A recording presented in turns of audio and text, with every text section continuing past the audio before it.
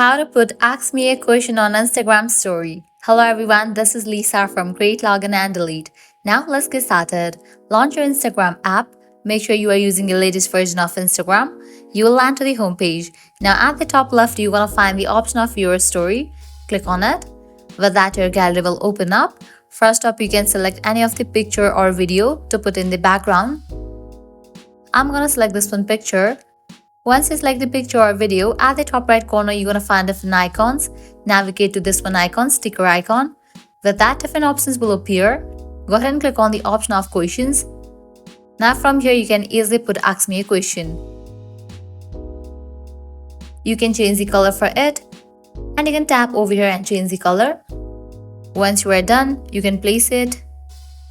Then you can upload in your story. So this way you can easily put Ask Me a Question on Instagram story. And to see the response, you can click over here and you will be able to see the response of the people. Well, this is how you can easily put Ask Me a Question on Instagram story. At the end, if you guys find this video helpful, don't forget to like, share and subscribe to our channel. Thanks for watching.